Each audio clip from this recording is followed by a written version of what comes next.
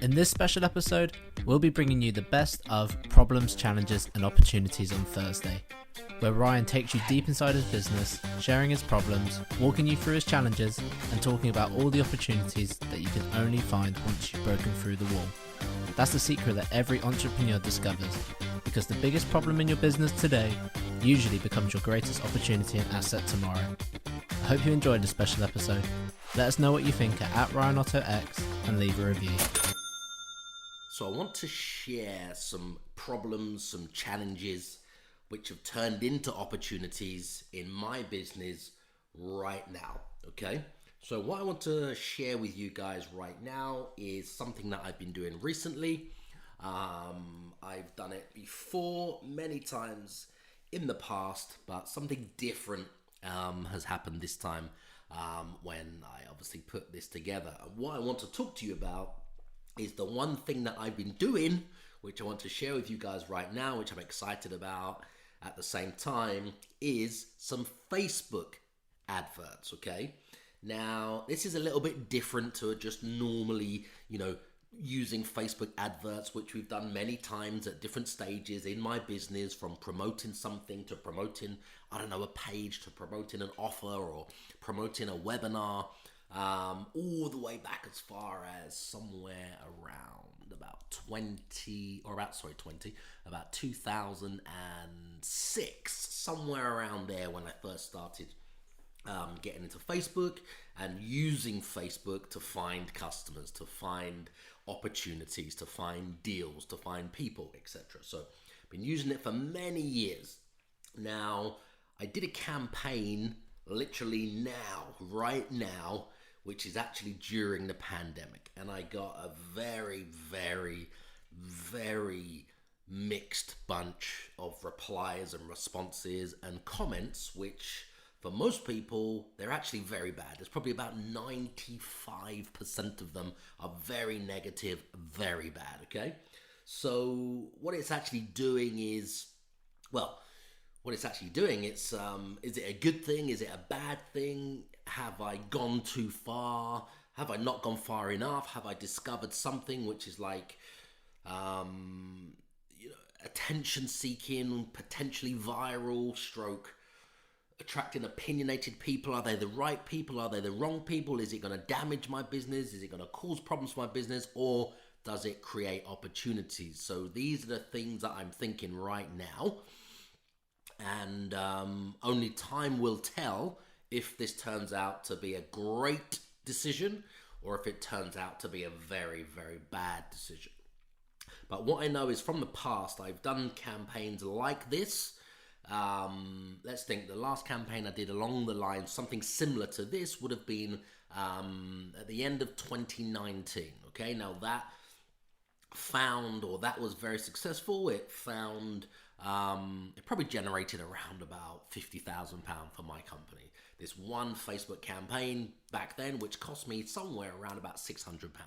Okay, the stats are still here in the ad manager, which I'm looking at right now. I'm about to share with you exactly what we've achieved with this new campaign, which is only a few days old, but it's caused massive controversy in this city, massive amounts of engagements, massive amounts of replies, massive amounts of clicks on the links, so many opinionated people saying terrible, bad things, shocking things. So it may turn out to be a mistake. It is a problem right now, but I believe it's turning, only a few days in, it's turning into some opportunities. Okay, guys, so I'm going to walk you through it now and just share what I've been doing and, let you guys decide for yourself. But only time will tell if this problem right now, which is a problem in my business, if it turns into an opportunity over the next few weeks. We will find out. Okay, so what I did is I launched a Facebook campaign. Right now, it was actually the 27th of April, okay? So the 27th of April, just a few days ago, I launched a Facebook campaign, okay, in a particular city where I'm looking to scale, to grow, to do more deals, to acquire more properties right now during the pandemic, okay, guys? It's one city that we invest heavily in. It's one city that works for us financially. We know the numbers on everything.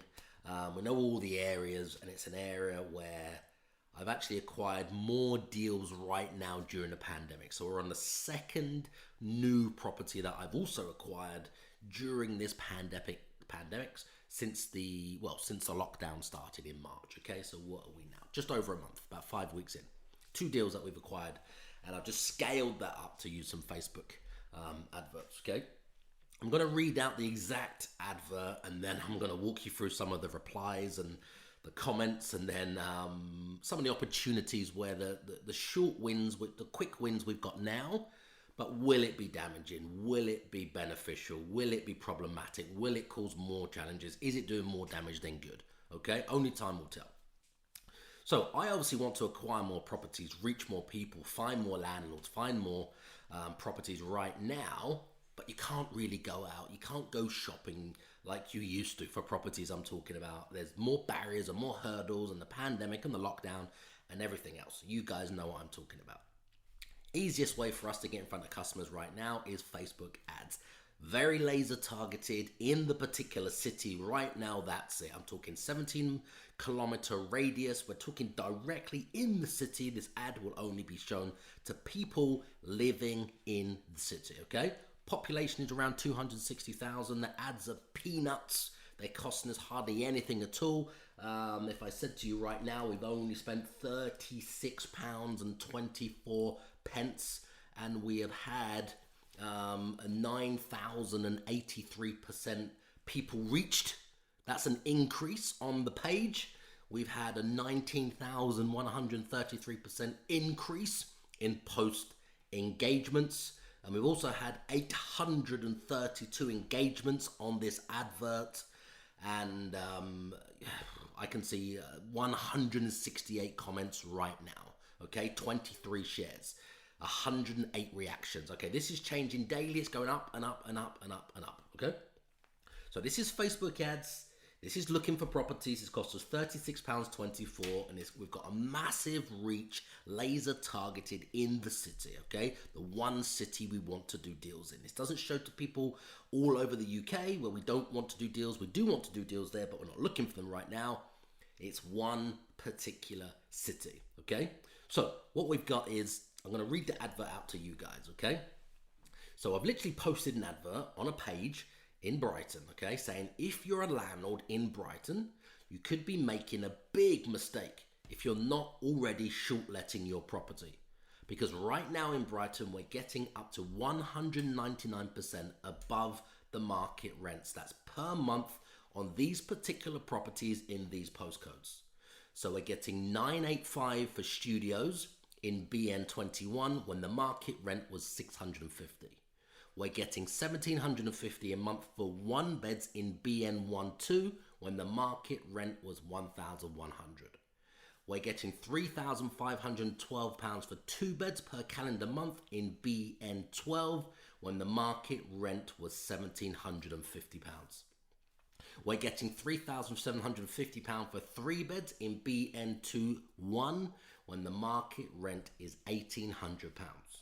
And we're getting £4,150 for 4 beds in BN16 when the market rent was £1,850.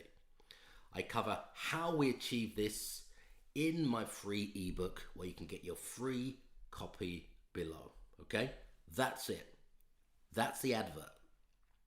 Now, does anybody think that advert is offensive in any way? Does anybody think that advert is not very nice, or does anybody think that advert is distasteful during the pandemic? Remember, we don't rent to tenants, okay? We're talking about short letting properties, company relocations, companies, corporate clients, hotel guests, travelers, Airbnb, booking.com, travelers, contractors, builders, people on short-term contracts. That is our market, okay? Now, I do understand why the people responding to these adverts could have got the wrong end of the stick, or could have got the wrong impression. Maybe telling the truth inside myself, did I want them for it to be a little bit ambiguous? Is it bad taste because of the timing, or is it just marketing? I mean, of course, the pandemic, the problems, people suffering, the credit crunch, the economy, the wheels falling off the economy. I understand all of that. And what supersedes that is people are suffering, people are losing their lives, families are being torn apart, and obviously the NHS are doing an amazing job. Okay, so hats off to them. We salute all of those guys. That is very upsetting, to say the least. It's very challenging times out there, I understand. But is it wrong to be selling right now? Is it wrong to be growing a company right now? Is it wrong to be marketing right now? And is it wrong to be advertising using that particular message right now? Any of you guys can comment on this. There'll be a link at the end of this podcast in the show notes if you have anything to say or you have an opinion on this episode. I'd love to hear it from you guys, okay? Because what we had is, I'm going to read out some of the comments to you guys, okay? Remember, it's just looking for landlords in one particular city in Brighton right now. I'm going to read out some of the comments, okay? We've got, you're doing nothing but profiteering. It's people and agencies like you that have driven up the prices of rented accommodation and made many properties simply unaffordable to the average person. Now, I completely understand that comment. It's got 46 reactions to that one person's comment, okay? But we are a completely separate market. So I have to think about, does it affect them? It doesn't. We're not taking properties from, or we're not increasing the rent on their properties. We're operating a completely different market, okay? Now, some other comments we've got is, it sounds like you're making a profit during the pandemic, while others are offering to use their properties for free. For frontline staff, you're doing the opposite. I don't think I'll be liking or following or recommending your page, okay? Now, that's clearly upset this particular person, and something they don't know is we do offer accommodation to NHS, to key workers, to contractors, to security guards. When we can, we offer them for free, or we offer them more or less at the cost price where we can, okay? So there's a massive difference in what we're offering properties to NHS, key workers, security guards, contractors right now compared to what we used to charge, okay? So we are helping the community where we can to fill the voids. Obviously, we've got dozens of these properties to fill. We can't have them all empty, subsidizing the rents on all of them. So there has to be a balance, okay? So they're saying we're profiteering during a pandemic. The advert doesn't say anything about we're charging more rent now during the pandemic or we're targeting key workers or anything like that. We're literally looking for landlords. And we've been getting those figures in 2020, in 2019, in 2018, in 2017, in 2016, okay? Those figures that we've achieved are during those periods. They're not right now in 5 weeks of the pandemic. It's our historical data going all the way back to 2016, okay? So we're not capitalizing right now. It looks like we might be to these people. This is not the goal. And it's caused a lot of controversy, a lot of problems, lots of shares, lots of opinions, lots of comments, lots of engagement, lots of people which are very, very upset in Brighton right now. And they're reacting and reacting badly. But what I will say is many of these people are just tenants themselves. They're not landlords. And what we found before when we ran this campaign is tenants hated us. They hated it because we're increasing profit for landlords, increasing the rent, which I can understand. It looks like on the face of it with the marketing, we might be increasing their rent and showing other people how to do it. But the reality is we're not. We're operating a completely different market. But when these comments keep coming through, it's all negative, it's all bad, it's all horrible, swear words. I've had to block so many words so they don't appear on the page. It's a business page. I've had to block so many words, swear words and F-bombs and C-bombs and D-bombs and everything else you can think of being called under the sun because they think that we're just profiting during a pandemic, okay? And some more comments that we've got, okay? Which is along the lines of, We're pricing them out of the market. Can you see how bad this looks right now?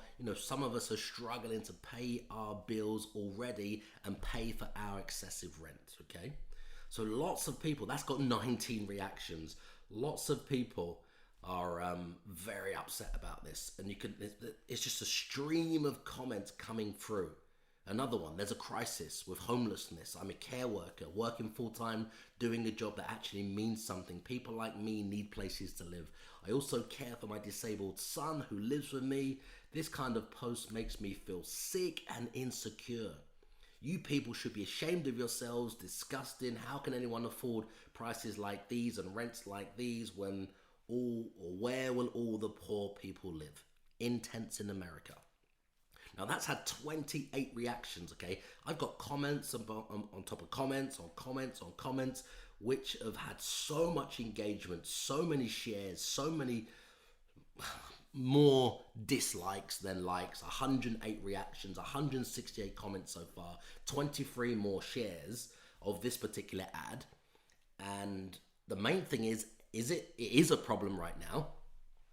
Will it turn out to be an opportunity? Or will it be damaging? It's a decision that I made in the moment to do this, okay? I completely obviously accept it's my loss if it turns into a loss.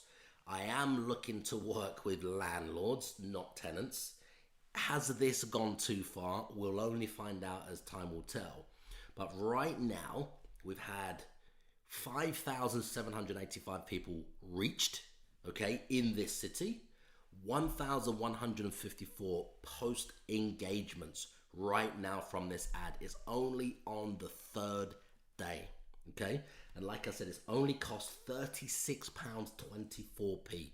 We've listed it at a £10 budget a day, only to be shown to particular demographic of people in this particular city, so we can raise awareness, branding, finding landlords, etc. at this time. So we are getting the maximum exposure, but at what cost, okay?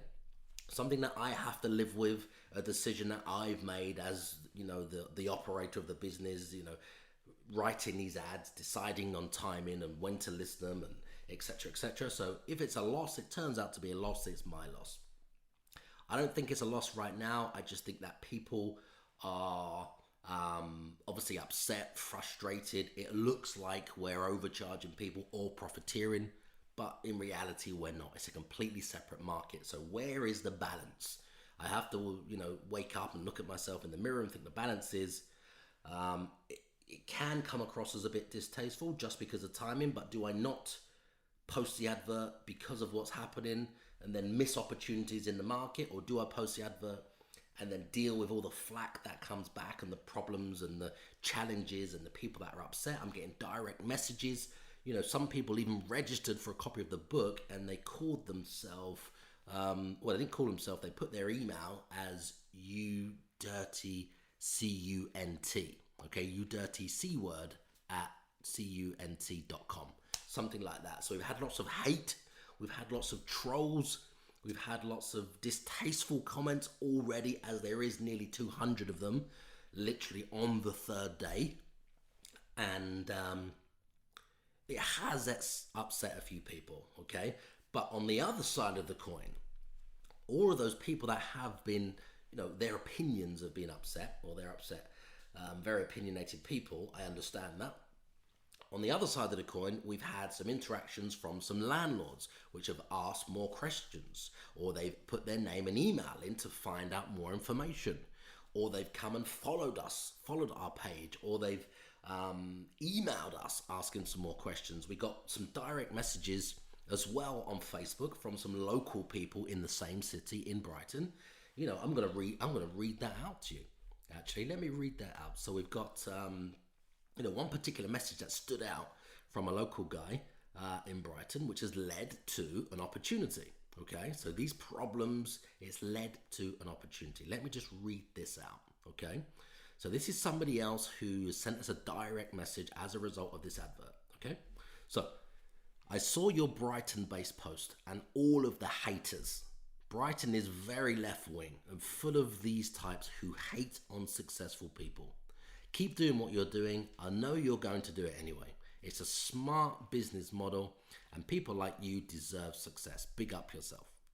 Okay, so that coming through at a time when we're getting nearly 200 negative comments. This is a direct message from someone who's seen the advert, read the comments, clearly is interested in property, an investor or a landlord, etc.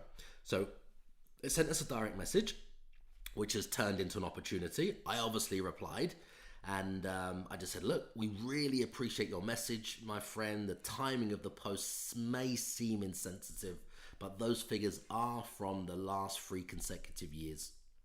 It is a little controversial, which is a little bit attention-based marketing, and there's several new clients that have contacted us now to find out more.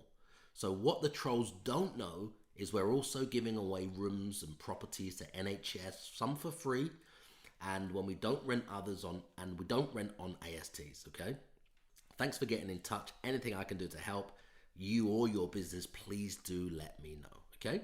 Then straight away, within about 5 minutes, he said, it's an absolute pleasure. I've been waiting for years for prices to crash so I can get myself into a buy-to-let property. This is the opportunity I've been waiting for, so good luck with it all.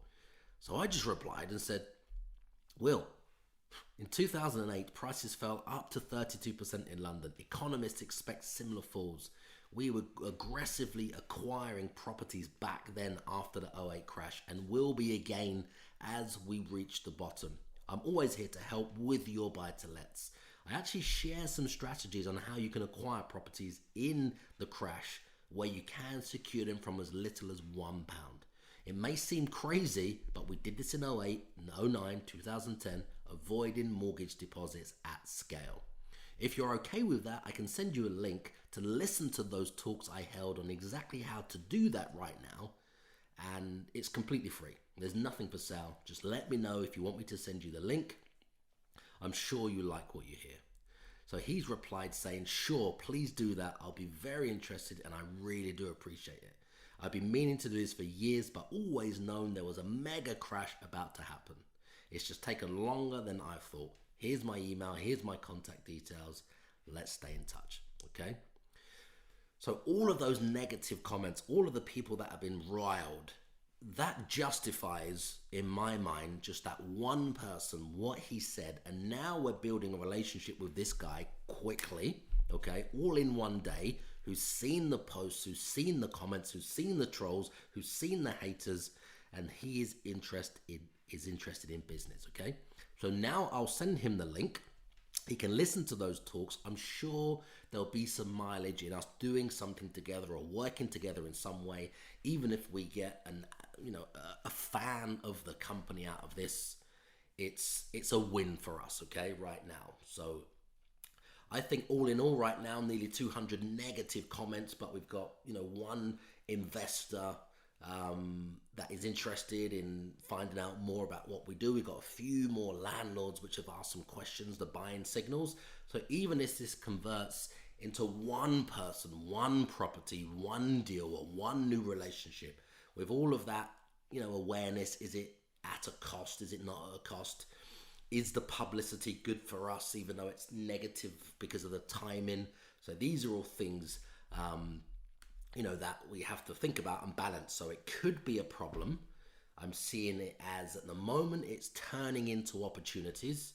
So there is challenges from this at the same time. So I just wanted to share this with you guys. It's happening right now in my business. There could be some negativity. There could be some backlash. It could affect the company going forward in the city, or it could polarize us in the city, which was my decision. We're here as a company to make money, a business in one market.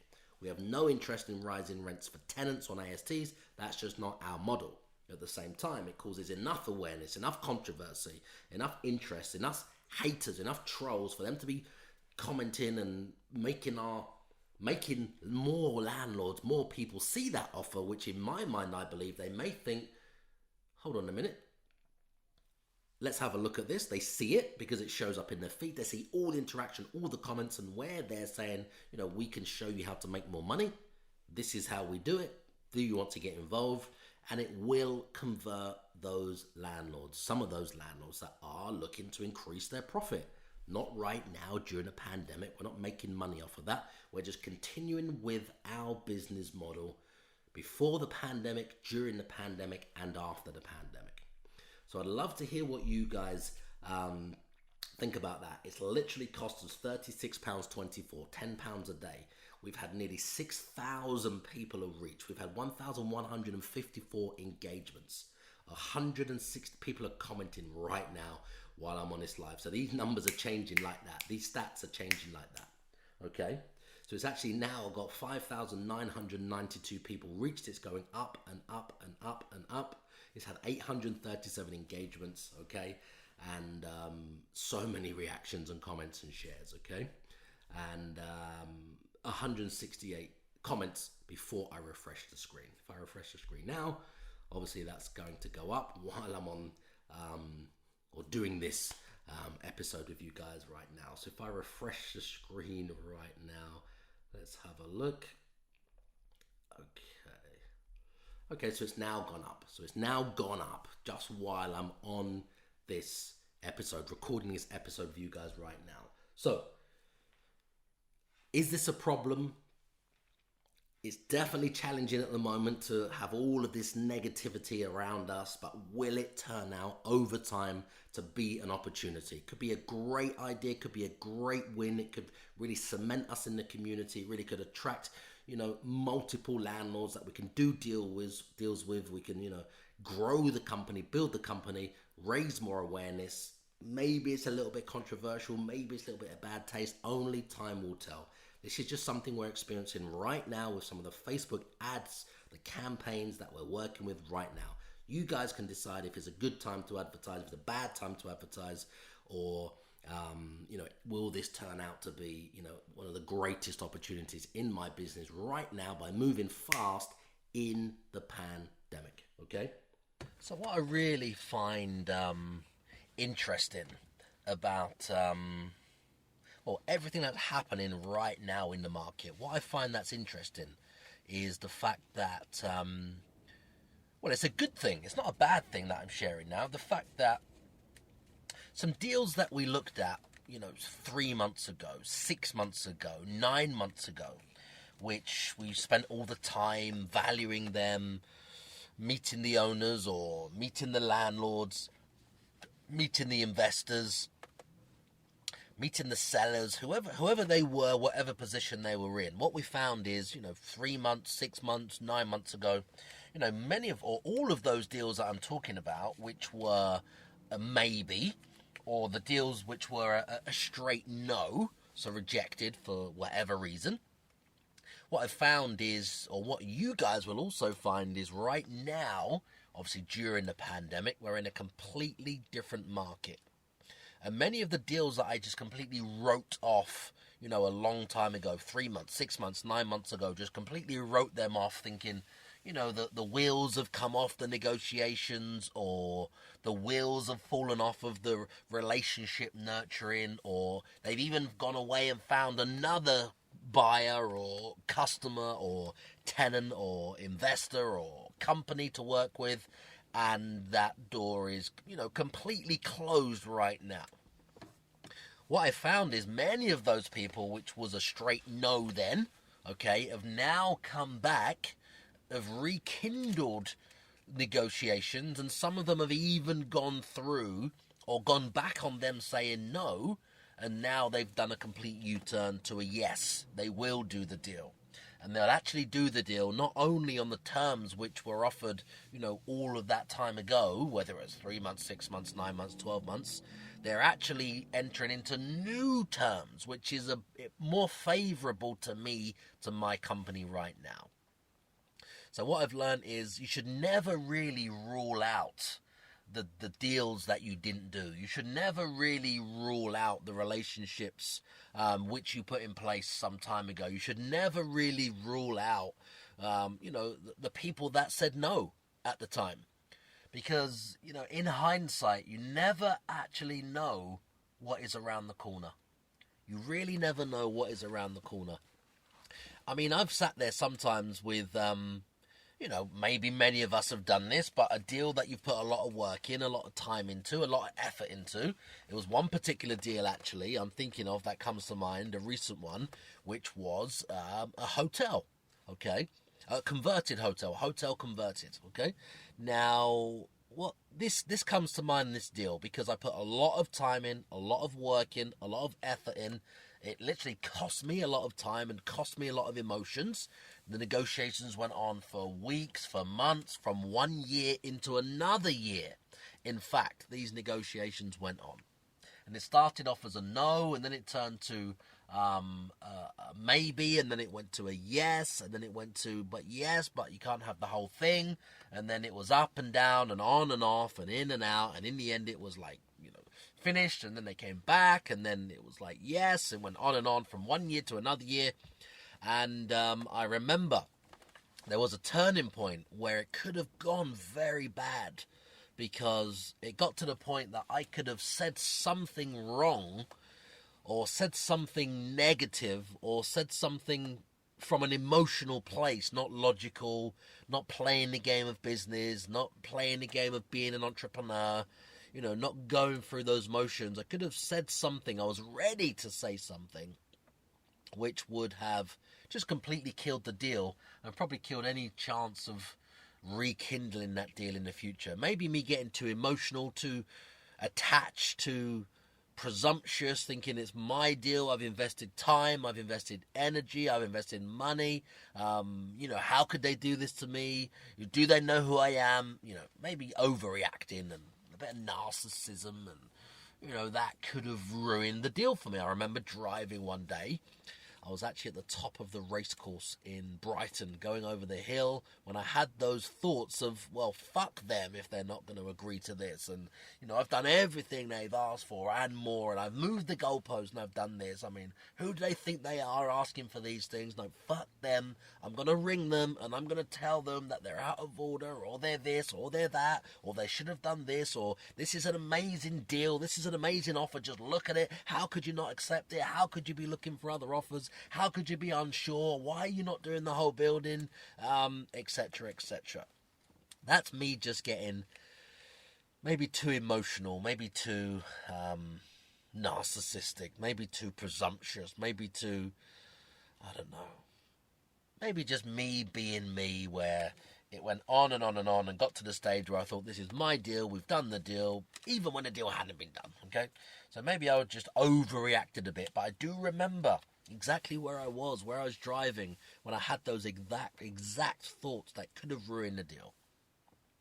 Anyway, as we go forward, many months later, into a new year later, that deal ended up, everybody entered into the deal. That deal is now up and running successfully. As it happens, in the last few weeks, that one deal has turned into another deal, another property with the exact same developer. So now we're on our second deal with the same developer. Now, if I would have said the wrong thing at that time, if I would have got too upset at that time, if I would have just told them my thoughts and not held my tongue, we wouldn't have any of these deals right now. We wouldn't have the first deal. We wouldn't have the second deal. So it really does come down to,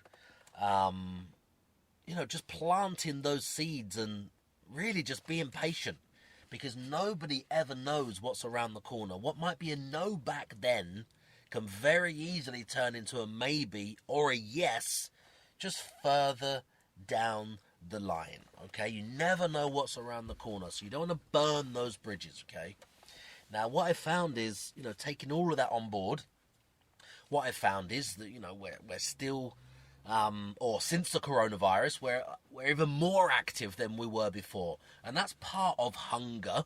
That's part of a necessity, and that's part of being nervous about the market, and it's part of me trying to, or wanting to, or actually doing, not even trying, generating more money. We're expanding our way out of this pandemic.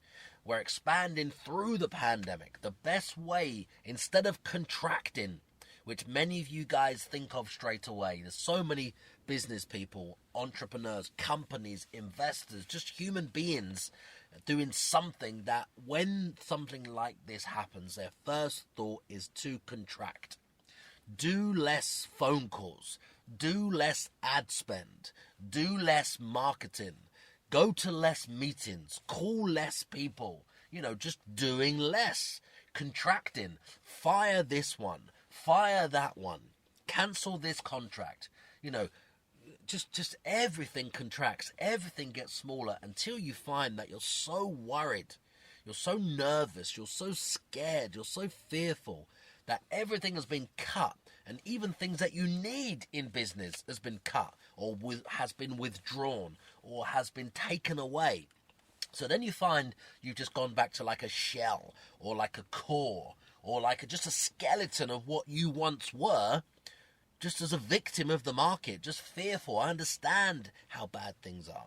I understand that people are worried, people are nervous. I understand that some people don't even know if they're going to be able to meet their rent or their bills or their expenses or pay for food, or travel or, their car or anything at all, their rent, their mortgage.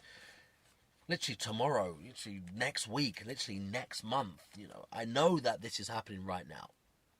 But the worst thing is if we just contract and do nothing.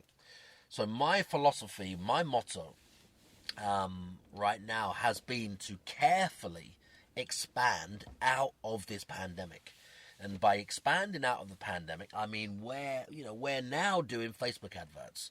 We're now doing YouTube adverts. 3 months ago we had no Facebook adverts. 3 months ago we had no YouTube adverts.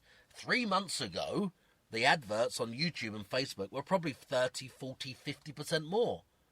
So now there's actually an opportunity in it, and because of so many people are doing less, they're contracting, not expanding, because they're nervous and fearful, which is understandable. Because of that, there's less people advertising on those platforms, which means more people see your advert or see our advert, more eyeballs, more interest, more exposure, all for less money.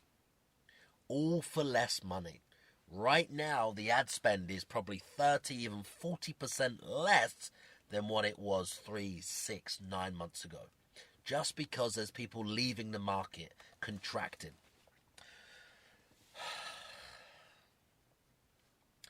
We've even got landlords, we've even got investors that we're calling now, which again they're more reluctant to say yes now. So these guys which have said no before, right now we're picking the phone up, we're calling people the old school way, getting on the phone, dialing their number, ringing them up, talking to them, finding out what they need, handling their objections, and then trying to formulate a mutually beneficial deal that works for them and works for us. Now, many of these guys, many of these landlords, many of these investors, many of these letting agents would all have just said no 6 or even 12 weeks ago. Before the pandemic, they would have just said no. No, we're not interested in doing that. No, we don't, you can't run the property as a hotel. No, you can't sublet. No, we're not interested in taking that offer. It's below the advertised price. And just no, no, no, no, no. What we're finding right now is they're saying yes, yes, yes, yes, yes to more or less everything and anything that we're asking and offering. Now, that's not to take advantage. That's to still create a mutual, it's a mutual beneficial deal for both parties. It's just, now they're being more realistic, I could say. Now they're being more, more realistic to what's really happening, when before it was just a case of, we don't need you. We don't need you. We don't need to introduce you to our client. We don't need to work with you. We don't need you to take properties from us. We don't need anything from you. That's how it was before. I'm talking just a few months ago. And right now, we have landlords we've called before, investors we've called before, which said no, which are now saying, yeah, maybe, or let's get together, or let's do this. Here's my property. Can you take some more? Yes, I wanted $2,000 a month. I'm happy to take $1,400, $1,500 right now. The market has completely changed. There's opportunities all around us, guys, as long as you guys just look for them. As long as you look for them.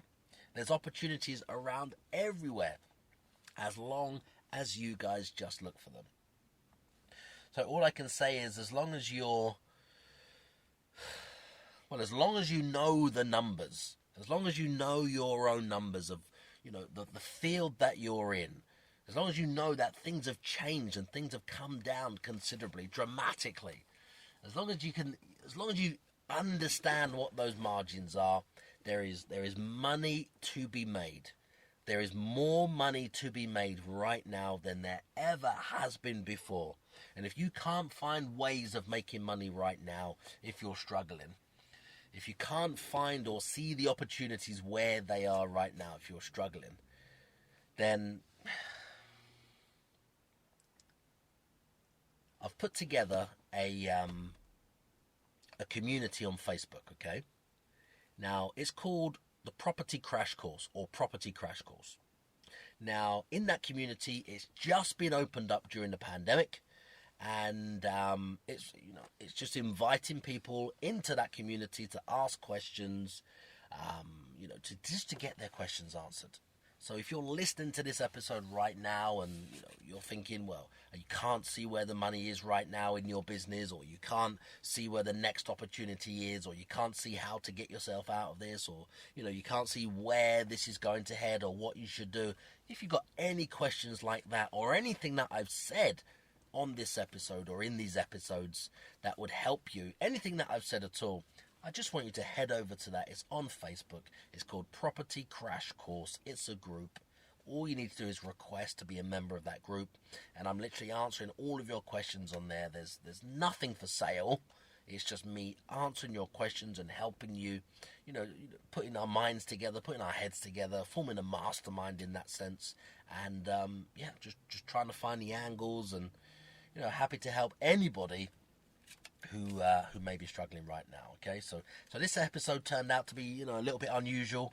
It started off as just like a diary of a CEO, and then it's turned to just reflecting on what's happening right now, and so many people that we call are having problems and faced with problems and got cash flow problems and tactic problems and strategy issues and firing staff, and they just don't know where the answers are. And the thing is, I don't know where all the answers are. I don't think everybody knows where all the answers are. But when you've been through, an economic crash of 2008, when you've been investing for 20 years, when you're, a creative and logical and lateral thinker, it's always good to have those people around you. It's always good to ask questions of those people. It's always good to get a second opinion. It's always good to, find the angles and talk to someone who's actually in the trenches doing these deals and evolving like that, and, opening new companies during the pandemic and expanding their existing companies during the pandemic and, expanding, not contracting. It's always good and useful to have those people around you. So yeah, this episode turned out to be a slightly different episode. My thoughts and prayers go out to you if you have, if you or any of your loved ones are, suffering right now from the pandemic, by being ill, by being sick, by not seeing your loved ones, or even if it comes down to money, if you're struggling with money right now, my thoughts and, prayers go out to you guys. But there is a way. There is ways to make money, and I think it comes down to just having access to the right people and having access to the right information. So if you have any questions about any of these episodes, you can literally just find me there, Property Crash Course. It's on Facebook. It's a group. It's free. We can connect there. You can ask me anything you want. And I'm happy to look over some of your property deals. Happy to look over some of the deals which you might already have, which are losing money. Happy to look over some of your other deals where maybe there's money left on the table. Happy to look at restructuring some of your things with you, to help you to increase your cash flow right now. So just reach out to me on there, you guys, and I'd love to help. Let me step in real quick. I share a ton of business and investment tactics on this show, and it's a shame that there's no interaction on a platform like this, which is why I've created a Facebook community group called Property Crash Course, where I get to answer all of your questions. So you just post a deal or post a question and I'll show you where the money is in your deal or answer your question for you. So help me to help you in your business right now by asking me anything you need help with. Does that sound fair? Just go to Facebook and then search the groups and then type in Property Crash Course. So let me take you through some real problems, some real challenges which have turned out to be some real opportunities, very lucrative opportunities right now in 2020. I mean, what are we today? Let me have a look. Okay, it's the 3rd of June. So it's Wednesday, the 3rd of June. Just going to give you some real life, problems, challenges, and opportunities. Literally, I'm working through today. Okay, so let me go back a little bit before I go forward to give you some context for everybody listening. So, if you've been following the podcast, you guys, my loyal subscribers, my, loyal listeners, I really appreciate all of you guys. So, you guys will already know the backstory. But for anybody else who's just joined this podcast, just started listening, maybe you haven't subscribed yet, and I hope that you do. So for all of those guys that have just joined, or anybody else who hasn't heard some previous episodes, I spoke about, obviously, the pandemic, COVID-19. It's horrendous, it's terrible, it's, destroying people's lives. People are dying all over the world. People are facing financial ruin. Businesses, companies are just disappearing overnight. And that's a terrible thing in many different aspects. Now, what that's led to is opportunities, okay? Now, what I mean by that is since the 23rd of March, obviously we was hit very bad ourselves, my company. I'm talking about my short letting portfolio. We had many properties, numerous properties, buildings, studios, 1-bed flats, 2-bed flats, 3-bed duplexes, 2-bed apartments, 2-bed houses, 3-bed houses, 4-bed houses, 5-bed houses, 6-bed houses, and 8-bedroom houses, and everything else in between, as you can imagine. So yes, I felt the pain of that. And actually it was, the 23rd of March when the lockdown actually kicked in, I believe. But I remember Friday the 13th of March. Yeah, it was Friday the 13th of March. And I remember where I was actually, and I took a phone call from a friend of mine that we're now working with. He's a developer. He just converted a hotel into lots of separate flats, and my company is now working with him. We've currently got the top 3 floors, the ground floor, and we're just trying to fill in with the other flats in between as and when they come up, so we can obviously take over the entire building, which is our plan, which is our tactic, which is my strategy, which never used to be the entire buildings. It used to be independent flats, and as it happens, a problem that came from that, I'm digressing a little bit here, but a problem that came from that, having one corporate let or an Airbnb or a booking.com in a property, in a block where there's other residential tenants living, it causes massive problems from experience, because as you can imagine, somebody on an AST in the normal climate is going to work in a 9 till 5. They're not really going to work right now, not by their choice, I understand that. And they may want to be in bed by 9:30 at night, okay? Because they're getting up at maybe 6 a.m. in the morning. This is a normal tenant, okay? On an AST in a residential block.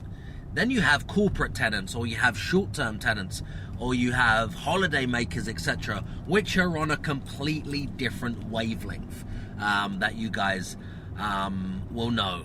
Now, what I mean by that is somebody working obviously wants to get to bed early, get up early, fresh, etc. Doesn't really want to have any noise, doesn't really want to be drinking weekdays during the week. Maybe they have a glass of wine, maybe they have a bottle. Do you have a bottle? Do you have a glass? What do you call excessive drinking?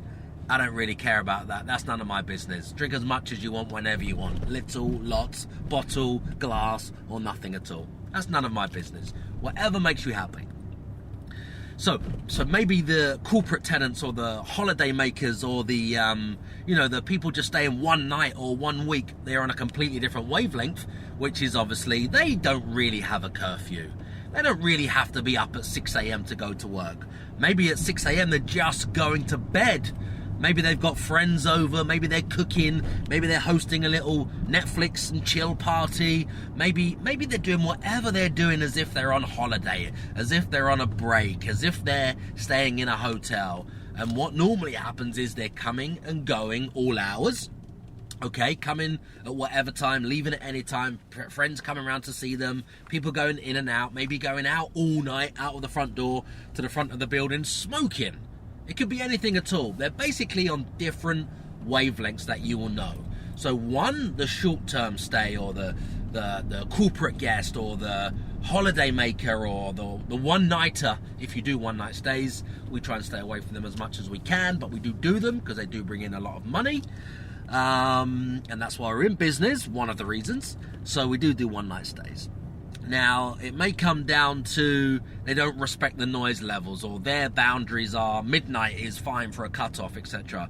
There could be a variety of reasons why they're on a different wavelength, making noise, keeping the other person up, which is on an AST, wants to be in bed at 9:30, when downstairs is just getting started, having a party, a few drinks, a few bottles, a few friends around, little dinner party, loud music maybe, or louder than usual, or even just talking. Maybe even just talking on a terrace, outside, on the garden, just talking in the room downstairs, depending on the structure of the building. Now, what tends to happen is the people on the ASTs are pissed, they're fuming, they're upset, they're angry, they can't sleep, it's waking them up, they're banging on the doors, they're calling the office, they're coming to meet the tenants, etc, etc, etc. Maybe even calling the block management company. And if you haven't got the right consent to run your shortlet, then you are fucked. It's that simple. If you haven't got the right consent and you've got some noisy guests or noisy clients, and somebody on an AST is not happy, it's keeping them up, they contact the block management company, they write you a few letters, then you've got a problem on your hands with the lease and the leaseholders and the management company, and then it has to stop. So that's what we found probably last year, to be honest. We found this way before last year, but what I mean is last year is probably when we decided to take some action and actually try and go for whole blocks of apartments instead of mixed apartments, individual apartments in the building, because that's exactly what happened to us, exactly what happened to me, exactly what happened to my joint venture partners in another city. They're located in Portsmouth. We had another, was actually a block of apartments we were due to get, and the landlord and landlady changed their mind for whatever reason. I think it was down to money, and it ended up that it started off with us just getting, well, one, okay? And then it was supposed to, accumulate. Anyway, we didn't get the whole block. We got the one. We looked at the one upstairs, about to do the deal with the one upstairs. This is 6 months later, as they were coming available. And then what happened is there was some guest complaints and everything else, and then one thing led to another, and then it jeopardized the rest of the deal, because we now couldn't get the rest of the deal, which was the whole building, because people had complained. But if we had got the whole building, nobody really would have complained, because they would have all been on the same wavelength.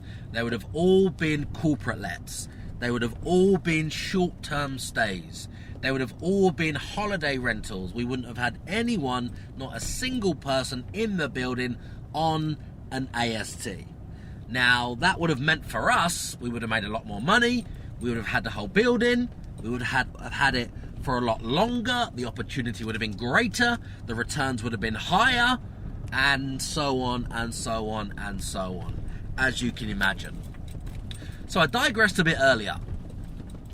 When I started this episode today, I was actually going to tell you another story about some hotel deals that we've done recently, but I've digressed slightly and realized that the opportunity has come, which happened before we got these hotel deals, on the back of having problem guests, having problem people. And this only came down to people on ASTs in the building complaining about our short-term rental guests on a completely different contract and a completely different wavelength. So let me explain a little bit further of how that dovetails, how that relates to the current problem right now. So how that relates to this problem right now is from those episodes, from those problems last year, it was more of, okay, now we need to look for whole buildings. Now we need to focus on whole buildings, and we need to focus on hotels. Hotels are used to these clients all day long, all night, all week, all month. This is their clients. That's the... Great. That's the... somebody's just overtaken me in the city centre. Now they're stuck at a zebra crossing. They've gone past in this stupid little green Vauxhall Corsa. Maybe the police are listening to this. If you are, they've gone on the wrong side of the road. They've overtaken in a residential area in the city centre on the other side of the road. Their number plate is ST. Let's call them out. Oh my God, they've gone up the road. It's ST10KLJ. ST10KLJ. If you're the police, you want to look up that number plate, some erratic driving right now, 552 Brighton City Centre on West Street, on the cameras by Waitrose. Have a look of what they just did. They nearly clipped somebody. They've gone past me on the outside. It's only one lane. They nearly clipped me, and now they've slammed their brakes on and stopped at a zebra crossing just in front. I don't know why they've done that. Anyway, maybe they stole the car. Maybe they're just impatient. Maybe they're just fucking idiots. I don't know. But anyway, so that, I digress slightly. So that made me start to look at hotels, entire buildings, etc., etc. We've managed to acquire some entire buildings in Brighton, in some different cities, in Southampton. There's various deals which we're working on right now, more focused on securing the entire building. Now, how did it get into the hotel side? Now, the hotel side of this, how this dovetails, is because of needing to find more entire buildings which are used to these clients, okay, we started to look around, when the pandemic started, okay, so the 23rd of March, coming forward now, we went backwards. I'm just bringing you back forwards now, okay? So if anybody is just tuned in right now and hasn't listened to the earlier section, you're probably thinking, what the hell is this guy talking about? Something from back then, and now something now, and then something 2 years ago, and then something in 2016, and then something today on, this particular date, and then he goes back to last year, 2019. Now he's talking about the 23rd of March. So maybe if you've just tuned in, you've missed the context of this if you go back and listen to the entire episode. So the lockdown comes. Just before the lockdown, Friday the 13th. I remember it's that day that we had dozens and dozens and dozens and dozens and dozens of short-term rental properties that were empty. Now, this just meant I was bleeding cash. Every single day they're empty, I'm bleeding cash. Booking.com, the OTAs, they're now closing and cancelling every single reservation. So every single reservation is getting cancelled. A whole calendar, a whole diary, the whole of the summer, hundreds of thousands of pounds of booking is gone. It's gone, okay? It's completely gone. Now, obviously back then, Friday the 13th, I made some decisions, made some plans, put some things into place, had to do things differently, had to adapt the model very, very, very fast, or it's going to be completely empty, and I'm going to lose, hundreds of thousands of pounds in voids, in still paying fees, still paying rents, still paying mortgages, still paying lease premiums, still paying people, still paying utilities for empty properties, and rents to landlords as well on empty properties. So we had to move fast, we had to move quick. So what I decided to do is go more into focusing on corporate stays, on relocations, on mid-term tenants. Now what I mean by that is away from the holiday makers on the OTAs, away from the one-nighters, two-nighters, etc. on Booking.coms and the Airbnbs and things like that. I haven't used Airbnb since 2016, but I'm just saying on those similar types of platforms. And focus on more longer-term stays and direct bookings. because we went all in and started to focus on some new marketing, some new messages, some new platforms to find leads, to find bookings, to find guests, to find clients, to find companies, to find contractors, to find key workers, critical workers, and everything else in between that comes under that bracket, who is legally allowed to travel, allowed to stay out of their house overnight, because guests just simply can't, and we focused on them as much as possible. Now, obviously, building a business on the back of that, or scaling a business up on the back of that, we were doing a portion of that before, but now the model's shifted. We were at 84% occupancy all year round on Booking.com in multiple different cities, and that was, filling most of our properties. Most of them were short stays, holiday makers. And we had a few, maybe 10, 12% or so of corporate guests, of companies, of contractors, because we wasn't really marketing for them. And the reason why we wasn't marketing for them is because we didn't have like a 7-night rate. We had a Monday to Friday rate, and then we had a massively high weekend rate. So as you can imagine, companies just did not want to book our place for a week, because they might pay, for argument's sake, $125 in a week, and on the weekend for the same property it could be as much as £700 for the one night. That's correct, guys. Around $125, $150 in the week, and it could be as much as £700 or $699 on a particular property that I'm thinking about on a Saturday night. So as you can imagine, we wasn't really getting those customers, or those clients, or those guests, or those bookings, until the 23rd of March came. So then we went all in and completely flipped the model, reversed the model. So now we're focusing on mainly those guys. Probably 95 or 99% of our bookings now, of our guests, of our clients, of our reservations are all off the platform, off Booking.com, off the OTAs, off of Airbnb, off of HomeAway and every other platform there is, because they're all closed, or they got restrictions, or guests can't travel, or it's against the law, and we're having direct bookings from our marketing, which is great, and it's really opened up another side of the business. I'm talking about since the 23rd of March. Now, the opportunity that's come from here is, seeing that we already have around about, off the top of my head, just under 60 rooms already. Professional rooms, corporate rooms, hotel rooms, whatever you want to call them. We've already got about 60 of those. So focusing more on corporate stays, those types of guests from the 23rd of March has opened my eyes, and I've seen a new opportunity, which is more and more hotels are struggling. More and more hotels, or probably nearly every hotel. Some hotels which were at 80, 90% occupancy are now running at about 10% or even zero, because 95% of them are closed. They can't accept bookings. They can't have guests. They can't have people in the building, or they won't get the grants. They won't get the government loans, the grants, the cashbacks, the reliefs from the rates and everything else if they're still open.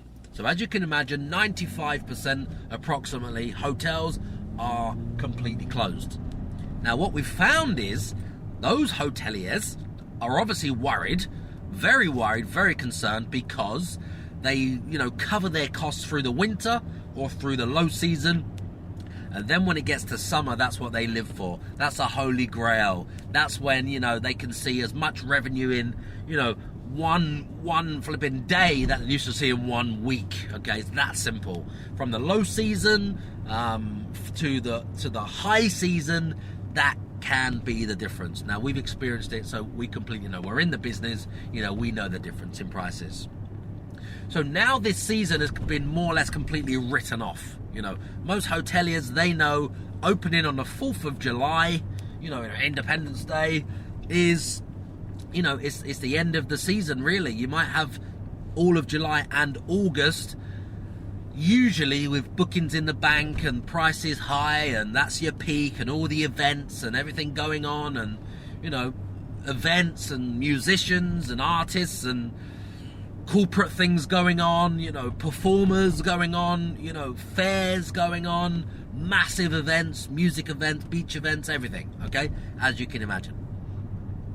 with those completely wiped off out of the calendar, they know that even opening on the 4th of July, they've more or less missed the season. They're saying the season's written off, so they're just happy to, get through, trundle through, as if it's like the low season, because as you can imagine, there's no bookings in the bank. Everyone's closed them. Anyone who had a booking knows they can renegotiate their rate, because they've booked at the old rates a long time ago when it was before the pandemic and it's peak and it's summer. Now, hoteliers are crashing their prices. They tried to increase their prices, during the pandemic for when it opens back up. So did Airbnb people, furnished holiday rentals. So did people on Booking.com. They tried to whack their prices up, hoping, praying that somebody would just book at that really high rate and that covers them for the whole week. I'm talking a one-night stay. They've whacked the price up. They're hoping that somebody books and it covers the previous cost of their whole week. But that's just not happening. That is not happening. So we've seen prices go up and we've seen prices come crashing back down. So what the hotels are doing now is, you can imagine, they're all competing in the same cities for the same group of travelers, which has gone from like up here all the way down to here. So now it's like a race to the bottom. People are talking about staycations in the UK. Yes, I understand, because it's very difficult to travel now, or when it opens back up. However, these people have lost their jobs. These people they're more price sensitive. All of the hotels which are now had their calendars cleared and they're wiped and they're empty, obviously can reduce their prices. So it's more competitive. So there's more, it's basically a renter's market. It's basically a hotel guests market. Like in boom and busts, when it's a bear market, you can put the property on, or the prices are coming down. When it's a bull market, what I mean by that is prices are going up. You can put your property on today, they can sell it for more tomorrow. So you can hold out, you can, have 10 people putting offers in and bids in. That's the difference. So right now, comparing it to the property market in that sense, it really is a bear market, okay? Now, while it's a bear market, prices are going down and down and down and down and down. People can negotiate better deals, better rates, better facilities, upgrades on rooms, and everything else in between that you can imagine. I can go on and on and on and talk about this forever. But what I'm trying to get at is, on the back of the pandemic, I don't wish this on anybody, but what's happened, we're in business, we're entrepreneurs, we're opportunists, and what's happened is more and more hoteliers, more and more guest houses, more and more boutique hotels have approached me, my company, saying, can we work together? Can you lease some rooms? Can you fill some rooms? Can you lease the entire building? Now, I'm happy to do any or all of those three. Lease rooms and give them a guaranteed rent for people in the hotel business that are struggling to fill them, especially from the 4th of July. Do a joint venture with them to help them fill the rooms. Completely happy to do that and work on that basis as well. And then lease the entire building. Completely happy to do that as well. That is our business, okay? So what transpired from this is I was approached by somebody who has some very large buildings. They actually accommodate 70 guests, okay? Now, it's been a while negotiating these deals, putting the deals together. The numbers are very difficult. It's very complex, the negotiations, working with this particular guy. He's a very sharp, very shrewd entrepreneur. He knows, basically, he's similar to me, okay? Because he's similar to me, it's taken a long time to negotiate, because he asked for something here that he needs, and the way for me to give him that, which might be more money he's asking for, is for me to do something else over here to offset. We can give you more money, but we would also need this. So absolutely no problem paying that 10,200 that you're asking for, or the 16,200 that you're asking for over there. We've got no problem doing that, but we would then just need this over here, which might be an initial rent-free period. It might be an extension on the term. It might be some better favourable terms. So we're just balancing things out. He needs to get to that figure. I'm happy to get to that figure. It's more than we wanted to pay, but we would need something over there, which is this thing over here. Or you need to include the cleaning, or you need to include the linens, or you need to include the laundry, or you need to include the restaurant, or something like that. Or the dining room, something like that. Okay? So working together is taking a long time.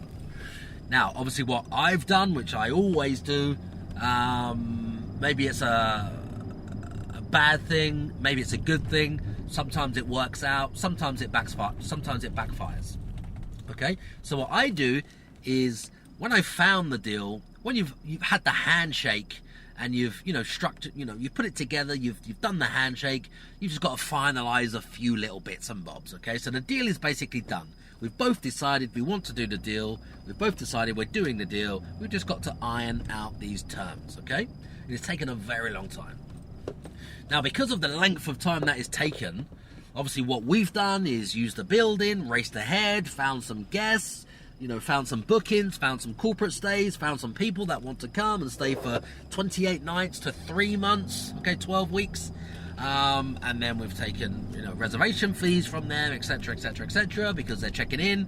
And then the building wasn't ready, then the building can't be launched, and then there's a complication with the grants and the loans and everything else from the government. So it's turned out that the buildings we were going to place these first batch of guests into now can't accommodate them, or it's been delayed for about 4 or 5 weeks.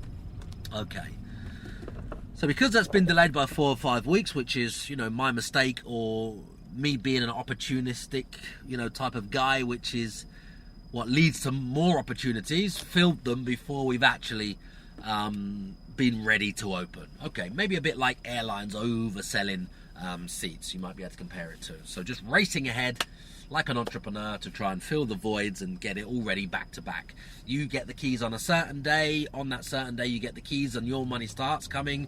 You don't want to have, or I don't want to have, a massive void. So I've filled as much as I can, as quick as I can, whether it's 1 guest or 70 guests, ready for that launch day. Now, obviously because that backfired, it's not ready. We haven't even completely finished ironing out the terms of the deal of the lease. It's now meant that I have somebody checking in today, as it happens, the first one today, and the building isn't ready. Now the options are call the person up, talk to them, say to them what's happened, and just accept that loss, accept that failure. But now somebody hasn't got accommodation.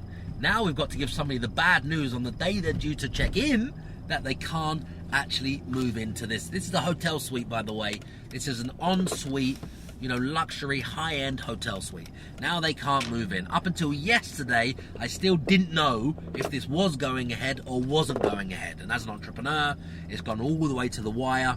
And now it gets to today. And now we know 100% it won't be ready. They can't check in. So it's either call them with the bad news and say we just can't accommodate you, offer them something else, which will probably be more expensive because these are hotel rooms that we're selling at the moment, en suites, or find them something else. Now, I prefer the finding them something else. So the opportunity came from this, because we can't accommodate this guest, is that I had to, ask around, ask some other people, make some things happen. I found another hotel, which is currently closed. Found the person who knows who the owners are. It's actually a friend of a friend for this particular hotel. Obviously, they made the introduction. And what came on the back of this is that I was introduced to them. They've got a hotel. It's a very large hotel. They've got lots of rooms. And it turns out that I spoke to them today, had a meeting with them today, and we discussed what they'll be looking for. We discussed how we can work together. We discussed some deals that we can do on some rooms that we can rent, some rooms that we can lease, some whole floors that we can lease in their building, because they're not looking at leasing the whole building out. So we can do some deals on rooms, whether we lease them or we just fill them and do a joint venture.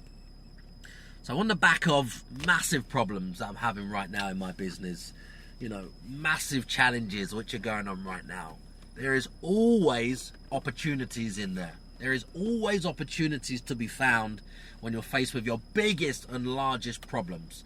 When it hits you in the face, it's either, tackle it head on or just completely walk away from it and accept that loss. Now, sometimes you do have to just accept the loss if it can't be fixed. Most things can be fixed or worked out, I believe. There's always a solution, I believe. I stand by that. So yeah, on the back of this, has turned out to be a massive problem, massive challenge, which was at the start, which is the pandemic, which led to us, flipping the script. Instead of being 10-12% on corporate bookings, and the other 88% on booking.com and everything else and short stays, we've gone the opposite. So now we're all in on corporate stays, on direct bookings, on finding guests and clients and relocations ourselves. And now that's turned to be working very, very well on the back of the pandemic. We could have gone bankrupt easily. I mean, how long can you have, dozens and dozens of properties empty, costing you money? I don't know how long you guys could cope or how much money you would want to put in to prop that up, because you never actually get that back. And this was without taking on a single grant, without taking on a single loan, without taking a single bounce back loan, without taking, so this is used, or the company itself would have to prop it up with its own bank balance, with its own cash flow on lots and lots and lots of properties at the same time for 2 months, 3 months, 4 months, 5 months, however long this goes on, okay? So the opportunity came by, switching the model, reversing it, then focusing more on the suites, the relocations, and then finding more hoteliers, and then one introduced you to another one, then that one introduced you to another one, and that one introduced you to another one. And right now I can say there's probably 1, 2, 3, 4, 5, 6 hotels that we're now friends with. These are the owners of the building I'm talking about, that we're now friends with, we're now working with, we're now providing solutions, with filling their rooms, with finding them bookings, with giving them corporate guests, relocating our guests into their buildings, and so on and so on and so on.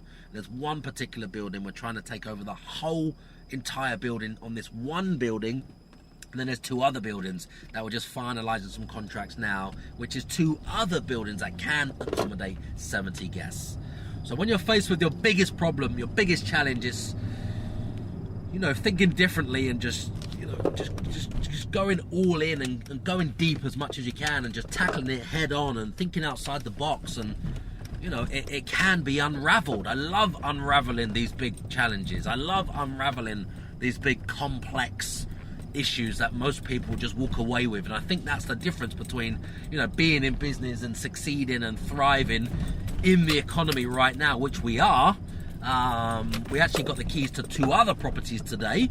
That is the difference between the ones who make it and come out the other end stronger, and that's the difference between the others who completely just roll over, take the loss, shut their company down, wind their business down, and all of maybe the depression that comes with it, all of the problems that come with it, all of the heartache, the confidence, the self-esteem, that gets torn away, ripped away from you, because when you're in business, it is your confidence, that business is your baby, the income, the customers, the relationships that you have from it, all of that is, I would say, linked to your, many people's self-esteem, many people's confidence. So when that gets ripped away because of what's happened now in the pandemic, some people, some companies will never, ever bounce back from that. And I just don't want that for any of you guys. So this episode, I want to talk to you about some joint ventures that are making money for me in my business right now, and something that maybe I was a little bit scarred from in the past. So let me go backwards before we go forwards. A long time ago, I'm talking around about, let me think. Well, I got into business, I got into property, I got into investing in the year 1999. And I had a joint venture partner in around about 2009, actually, 10 years later, thinking about it, which went terribly wrong.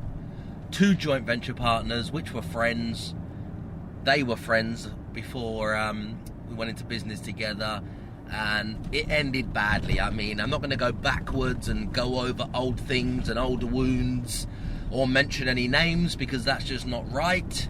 But they are in the public eye. They are the so-called gurus of today, and they are doing the usual crap, which is selling the training. Really not really doing the deals. They're not. They're just, the perpetual wheel of selling the how-tos, selling the training. And it's for that reason that we went our separate ways a long time ago. I'm talking around about 2009, somewhere around there, because there was all about selling the dream, selling the training, selling the how-to guides. They weren't about actually in the trenches doing the deals, making real money from knowledge and experience of doing the deals. They were just selling the sizzle on the how-to guides, which we went our separate ways. Anyway, that uncoupling, you could say, was, quite vicious. It was in the public domain. They were the so-called gurus. They had the network, and they had all the friends, and they had all of the followers in that sense. Back then, I was just interested in making money, doing deals, and that's it. Anyway, things happened, we fell out, and everybody went their separate ways.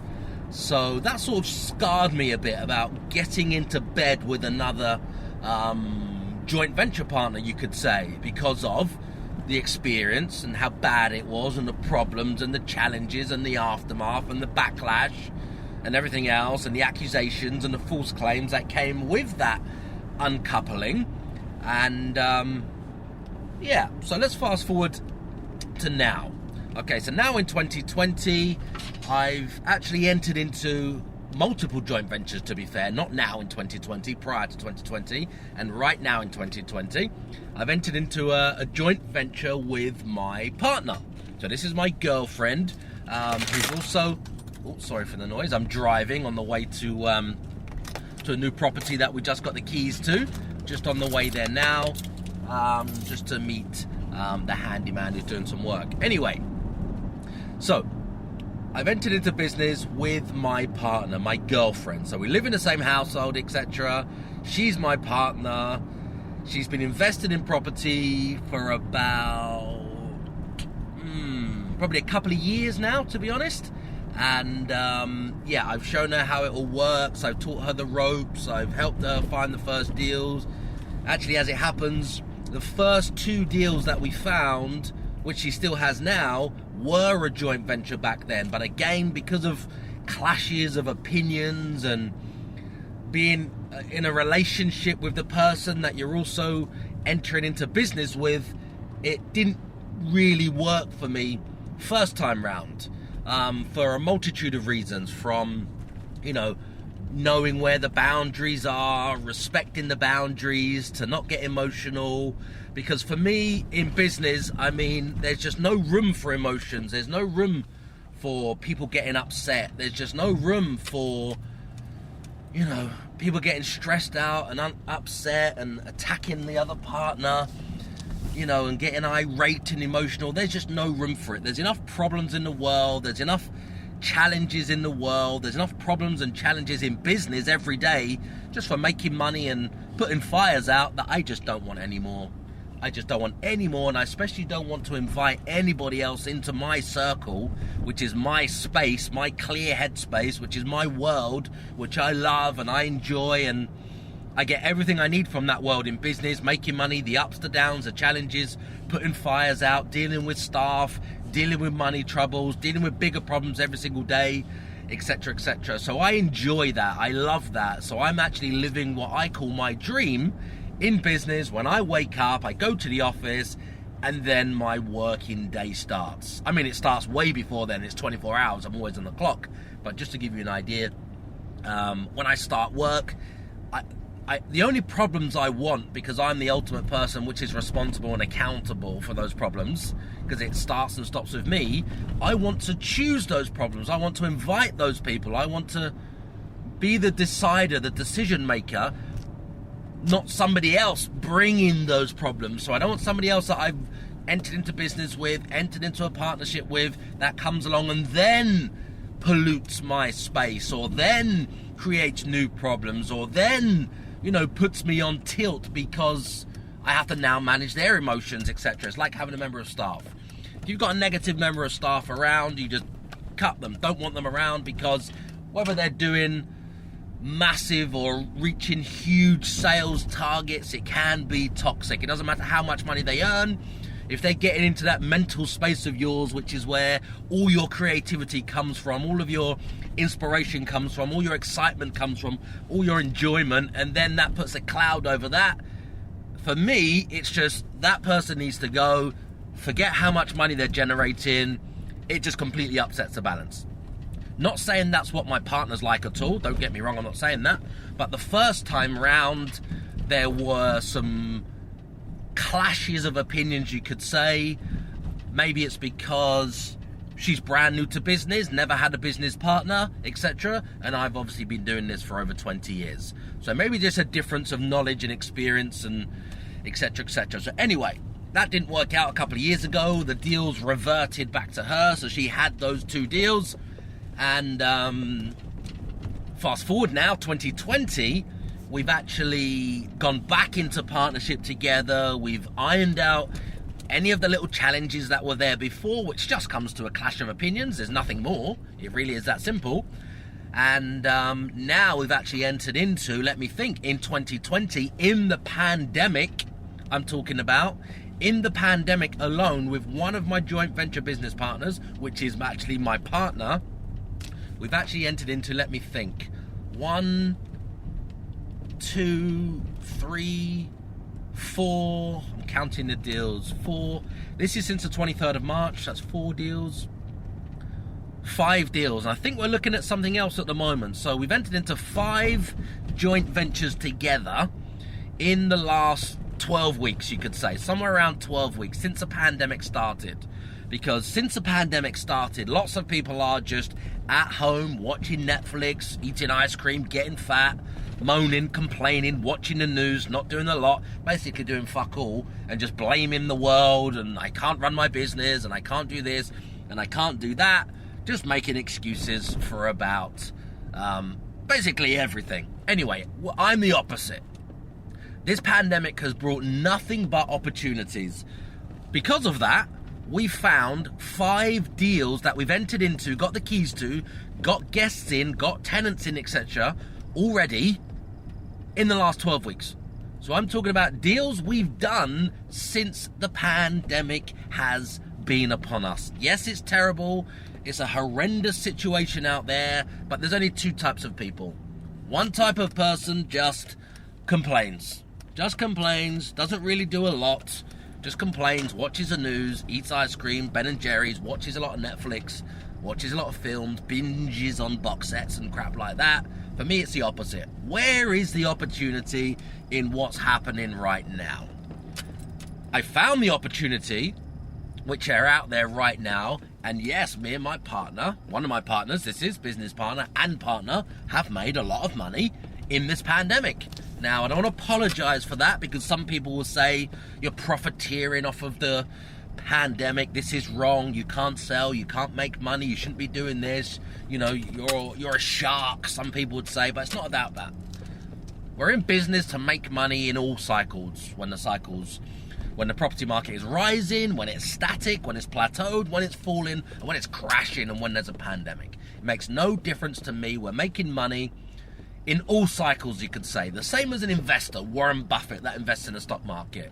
When it's rising, there's one strategy. When it's completely neutral, there's a different strategy. When it's falling and crashing and burning and everybody's getting out, there's another completely different strategy. Anyway, so we've done 5 deals in the last 12 weeks. One of the deals, actually, we just got the keys to on Friday, just gone.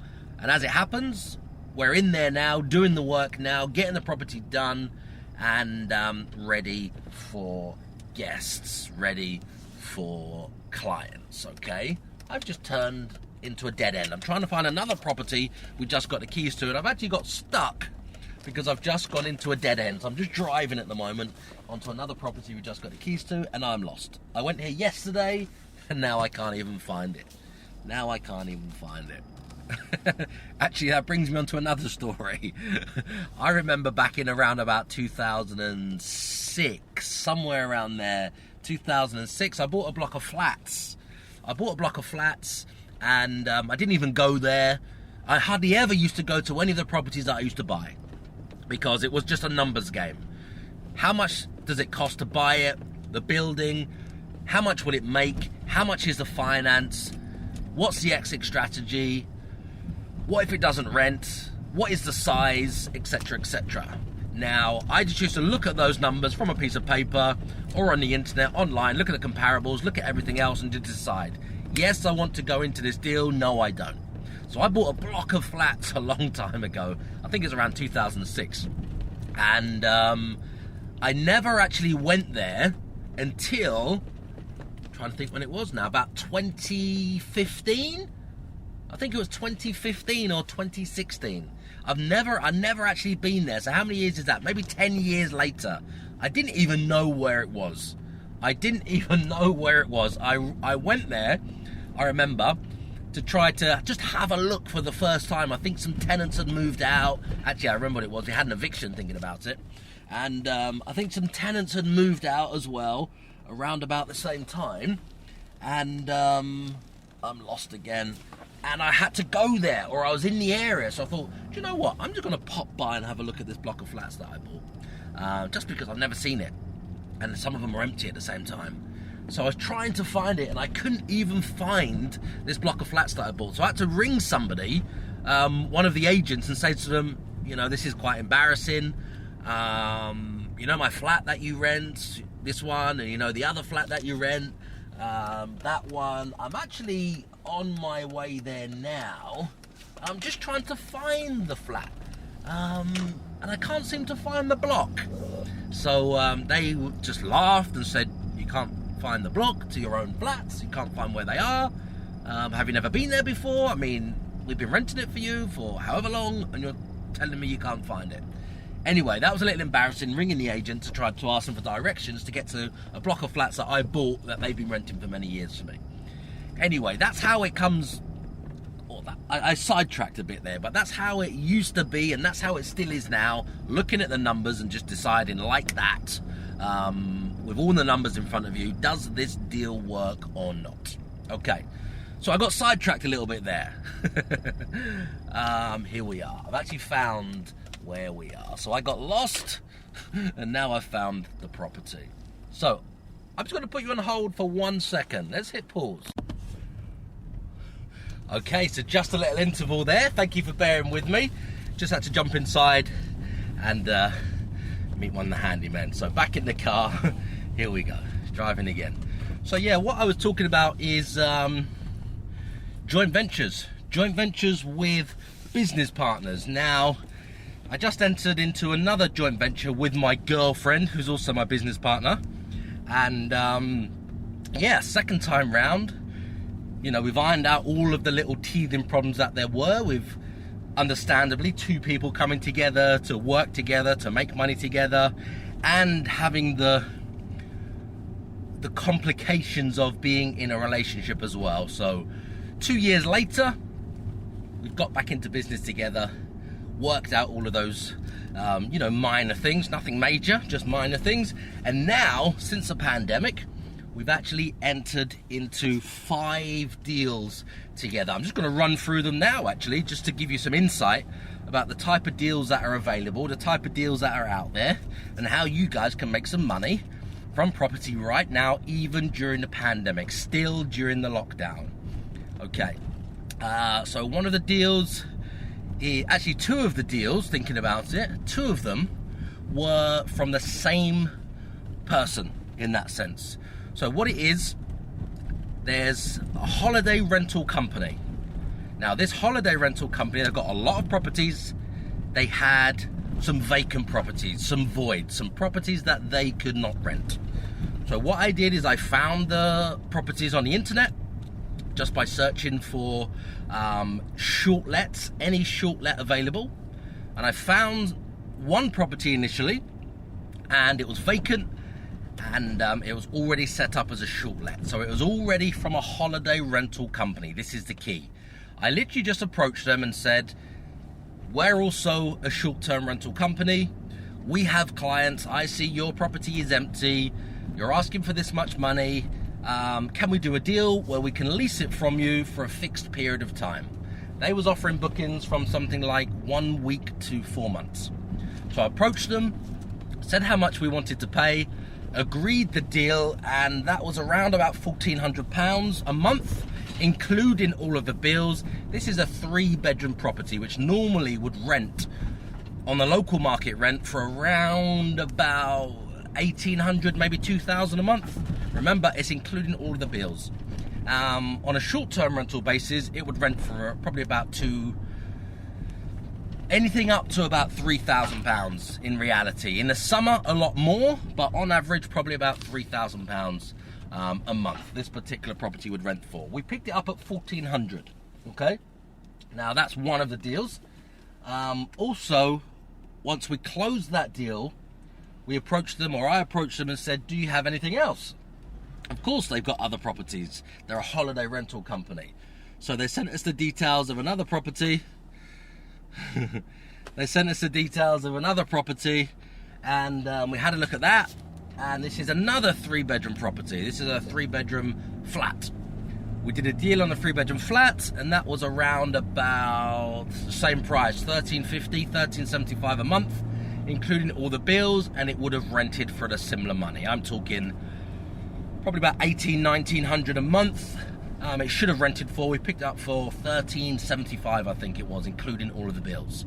The same thing, we just booked it for as long as we could. I think that was around about 3 months on a short-term rental contract. Okay, now that property right now, or each of those properties, is generating at least £1,000 profit every single month. That's 2 there that we've done together from the same landlord, from the same company. Now I found another rental or short-term holiday rental company and approached them. They had one property. We secured that property from them. We ended up taking 2 properties. So this particular holiday rental company, had multiple properties. These guys have got probably about, I don't know off the top of my head, I think they got about 40 properties, something like that. I think they got about 40 properties. Oh, we want to go this way. We want to turn left here. They've got about 40 properties, and we approached them on one deal, managed to secure one particular deal, which was around about, I'm trying to think what we paid now. What did we pay for that? The first deal we did with them, I can't even remember which one it was. There's so many going on. And what deal did we do with them? I think that would have been, actually I know which one that was. So we secured that in the region of £1,050 a month. This is a 1-bed flat.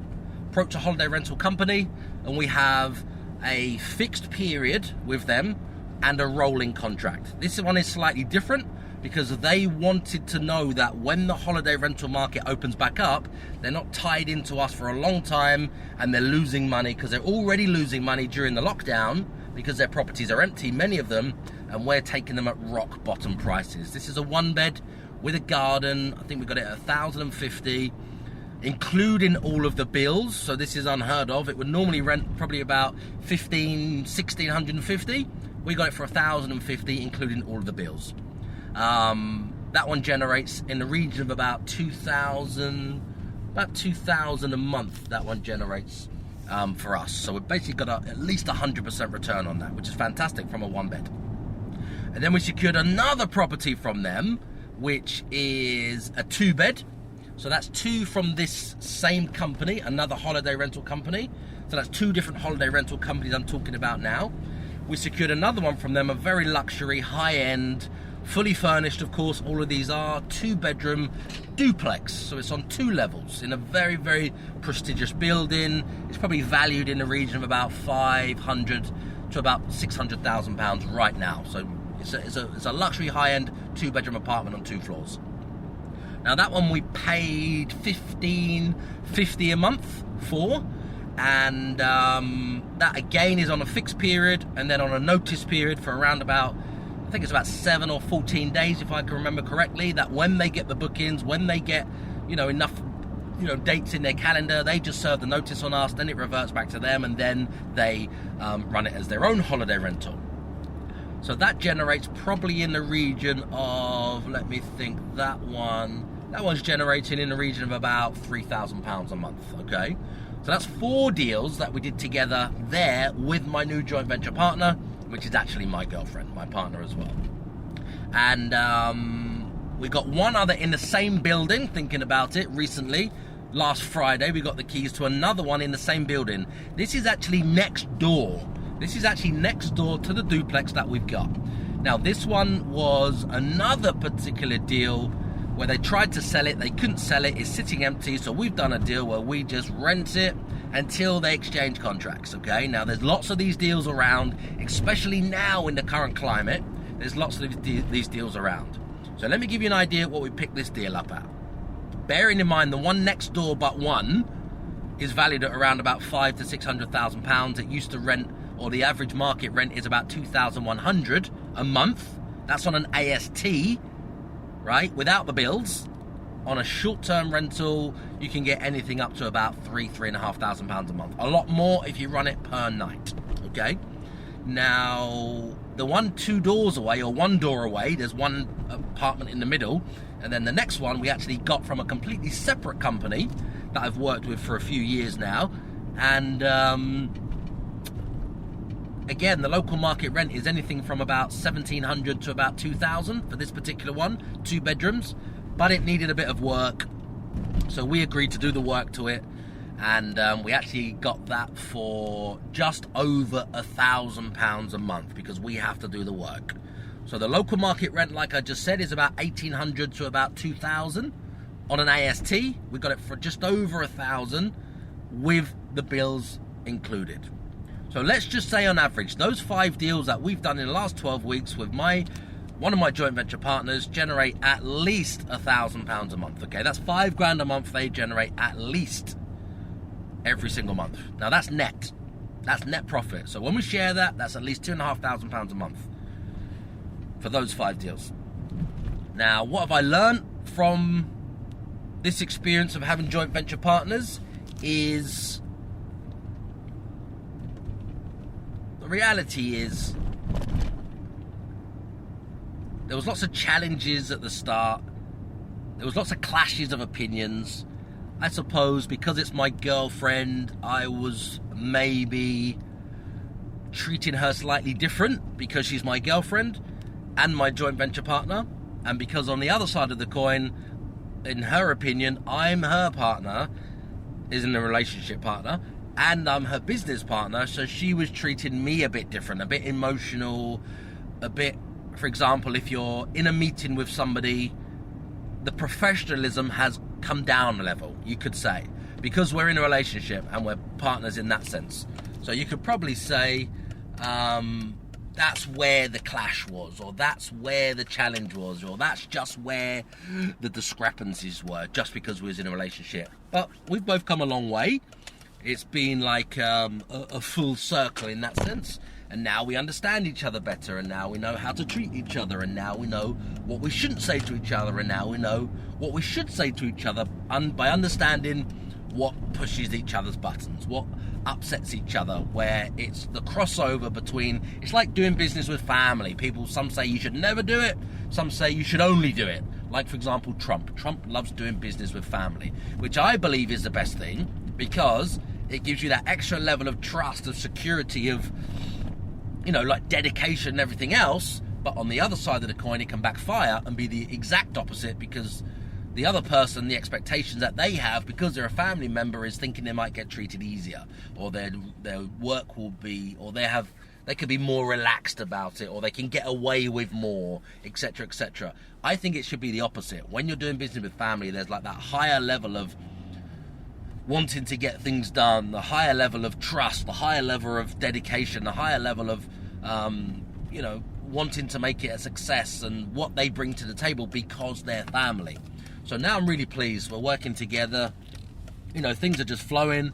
We've got these 5 deals that we've already done in the last, 12 weeks or so.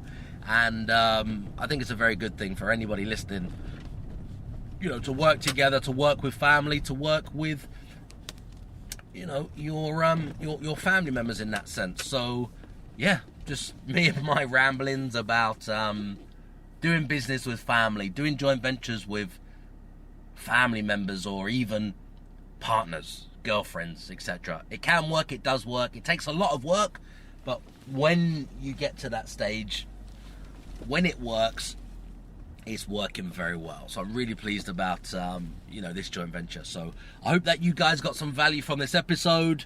I would love to hear your thoughts. He's a #1 Amazon bestseller. He's an NLP manipulator. He's a property course seller. He's a Lamborghini driving multi-millionaire property guru. Forget that same old boring I am me narcissistic podcast format, because nobody gives a fuck. This podcast is all about you. So I'm taking these few seconds to thank you for subscribing, to thank you for leaving your 5-star reviews, and thank you for sharing this show with all of your friends. My team and I will keep bringing you these episodes and answering all of your burning questions in my Facebook community group called Property Crash Course. If you can just keep telling all of your friends about this show.